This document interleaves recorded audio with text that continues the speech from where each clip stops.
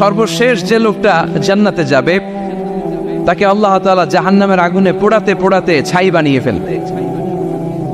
আল্লাহ বলবেন, জিব্রাইল যাও একটু দেখো, একটা মাত্র সেজদা দিয়েছে আমাকে, এরকম কাউরে পাওয়া যায় কিনা, বাটি চালান দিয়ে দেখো পাওয়া যায় কিনা। খুঁজে খুঁজে কাউরে পাবে না। আল্লাহ বললেন আবার দেখো, খুঁজে খুঁজে একজনকে পাবে, সামান্য ইমানের ছিটে ফোঁটা তার অন্তরে ছিল।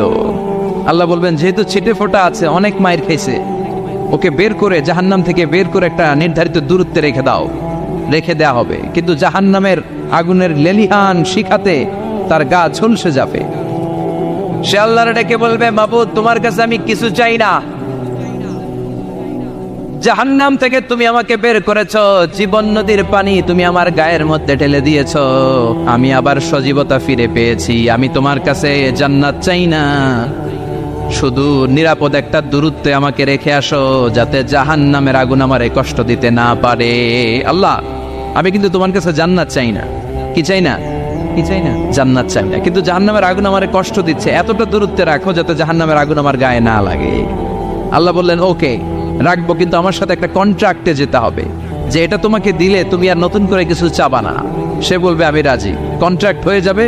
আল্লাহ জিব্রাইলকে বলবেন যাও এমন দূরত্বে রাখো যাতে জাহান্নামের আগুন ওরে কষ্ট না দেয়।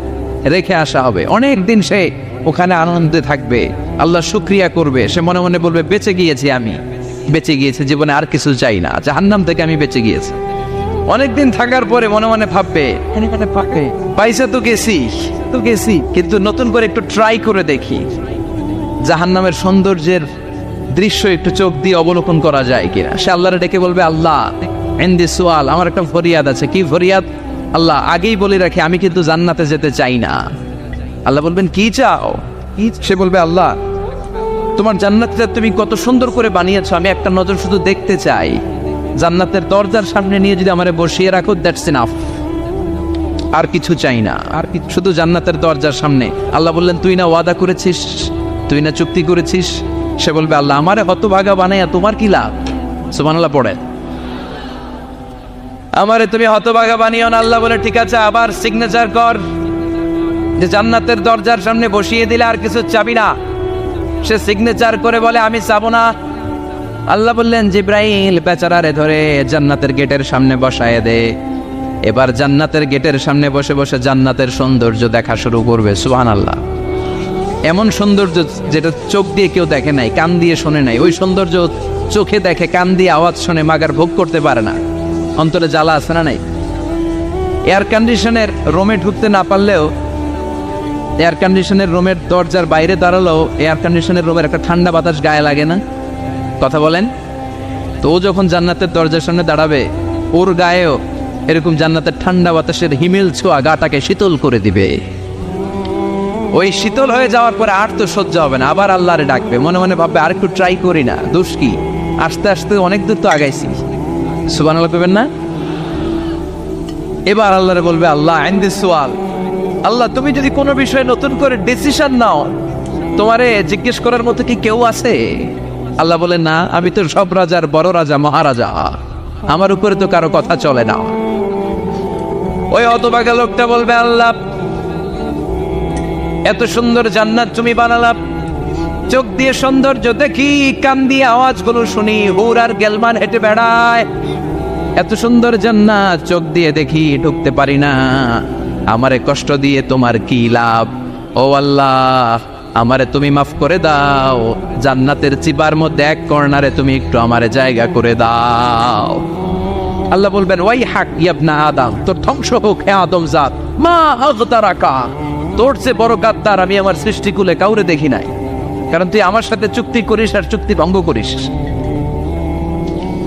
আল্লাহর রহমতের দরিয়ায় তখন জোশ খেলে যাবে, ওর আকুতি মিনতি চাহনি আল্লাহর রহমতের দরিয়ার মধ্যে জোশ লাগিয়ে দিবে। আল্লাহর দয়া হয়ে যাবে, মায়া হয়ে যাবে। আল্লাহ বলবেন ঠিক আছে জান্নাতে যা।